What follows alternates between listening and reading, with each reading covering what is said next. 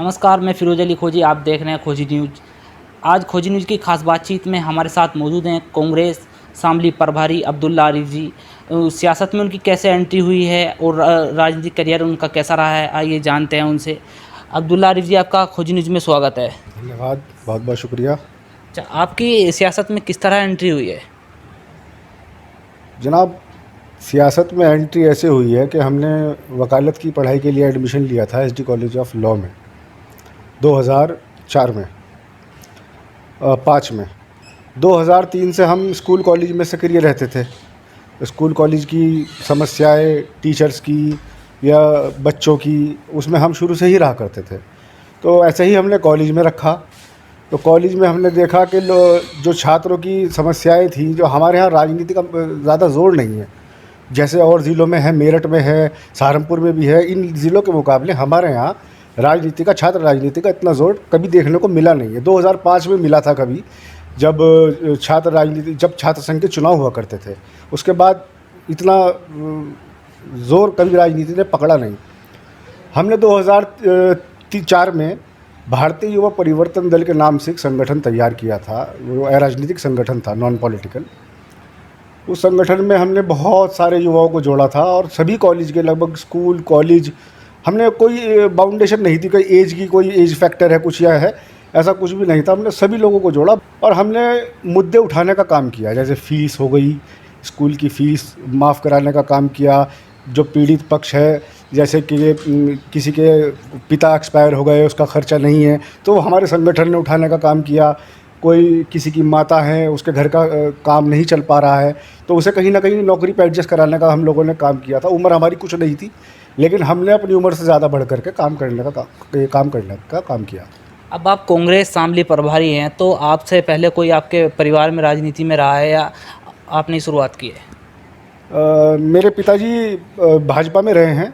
मेरे पिताजी 1993 से और 2002 तक बीजेपी में रहे हैं, सक्रिय राजनीति करी है, प्रदेश के महामंत्री भी रहे हैं जब तो मैं बच्चा था।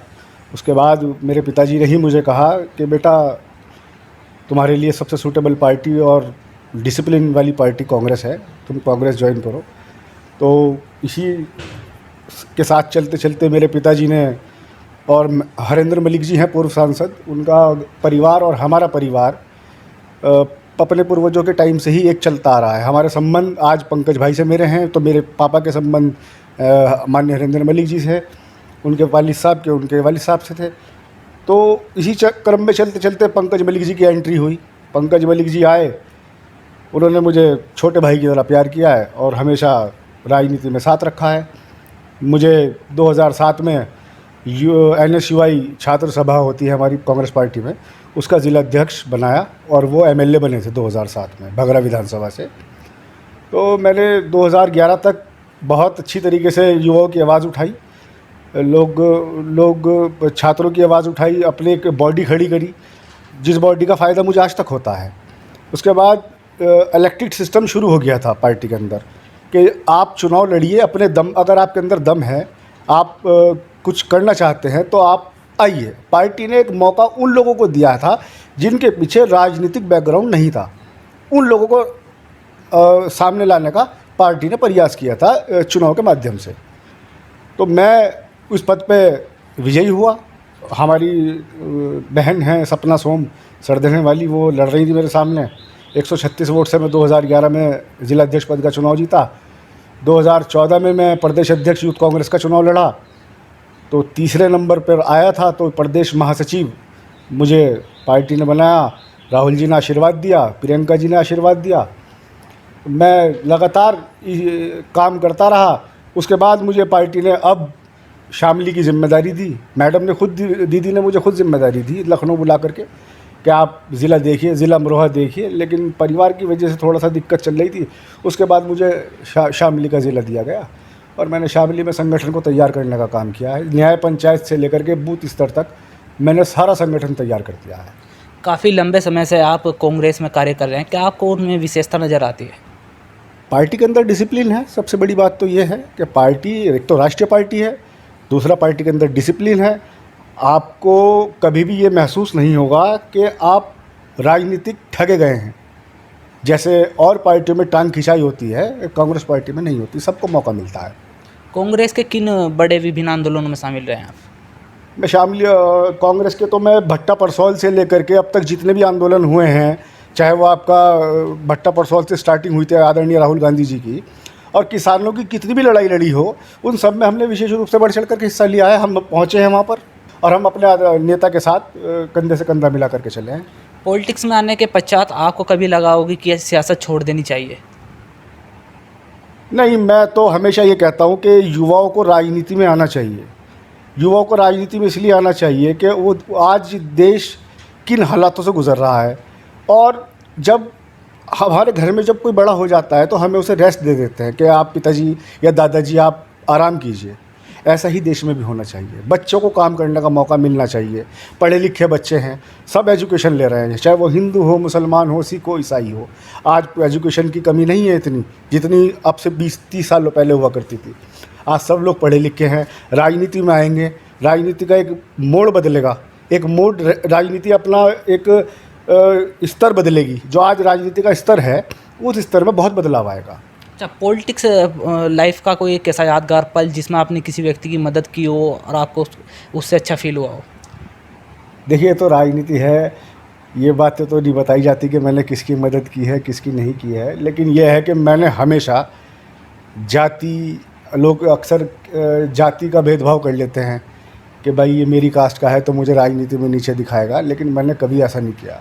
चाहे वो मेरी कास्ट का हो या मेरी कास्ट का ना हो, अगर उसका राजनीति में इंटरेस्ट है तो मुझे खुशी होती है। मैं अंदर से बहुत खुश होता हूँ कि चलो, राजनीति करने का जज्बा उठना चाहिए, जब भी तो देश चलेगा, जब भी तो देश सुरक्षित हाथों में जाएगा, जब यूथ के हाथ में कमान आएगी। आप काफ़ी लंबे समय से राजनीति कर रहे हैं, कभी सबसे पहले आपने कब चुनाव लड़ा? मैंने संगठन के चुनाव लड़े हैं, फिलहाल मैंने कोई चुनाव नहीं लड़ा।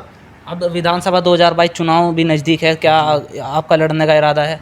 जी, हमारी पृष्ठभूमि मीरापुर है, खतौली है, जानसठ इलाका है, वहाँ हमारी बसें भी चलती हैं पिछले 50-55 साल से, और हमारे वालिद साहब ने बहुत ज़्यादा मेहनत भी की है उस इलाके में। कोई ऐसा राजनीतिक घराना नहीं है वहाँ उस इलाके में जो हमारे परिवार को ना जानता हो या हमारा उनसे मेल ना हो, चाहे वो पक्ष के हों चाहे वो विपक्ष के हों, सभी लोगों से हमारे ताल्लुकात ठीक हैं। कभी भविष्य में पार्टी मौका देगी तो लड़ेंगे चुनाव। अगर आपको पार्टी टिकट दे देती है तो किन मुद्दों को लेकर आप चुनाव लड़ेंगे? सबसे बड़ा मुद्दा तो आज भी बेरोज़गारी है, सबसे बड़ा मुद्दा। और आज ये कोरोना काल की वजह से जो हालात हो गए हैं, जो नौकरी पर थे लोग, एक रिसेशन आया था अब से 10 साल पहले, उसमें लोगों की नौकरी चली गई थी। ये उससे भी भयंकर है। उसमें लोगों को बिना बताए कह दिया था, कहने लगे जी आपकी नौकरी चली गई। ये कोरोना काल का जो रिसेशन आया है ये इससे भी भयंकर है, और सरकार बिल्कुल आँख बंद किए बैठी है। क्राइम बढ़ेगा इससे निश्चित रूप से। आदमी क्या करेगा, क्या सोचेगा? युवाओं की सोच बदलेगी। कारोबार नहीं होने का, नौकरी नहीं होने की, घर के खर्चे कैसे चलेंगे, माँ बाप के खर्चे कैसे उठाएंगे? बीमारी है लोगों के साथ, 100 समस्याएं हैं लोगों के साथ। सरकार इस पर कोई गंभीरता नहीं दिखाती है। भाजपा का आरोप रहता है कि कांग्रेस ने इतने वर्षों में क्या किया है, तो आप क्या कहना चाहेंगे? सुई से लेकर हवाई जहाज़ कांग्रेस ने बनाया है।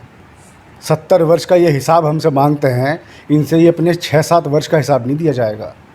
70 साल का हिसाब मांग रहे हैं। आज ये कंप्यूटर पर बैठ के काम कर रहे हैं, वो किसकी देन है? स्वर्गीय राजीव गांधी जी की। RTI किसकी देन है? कांग्रेस की।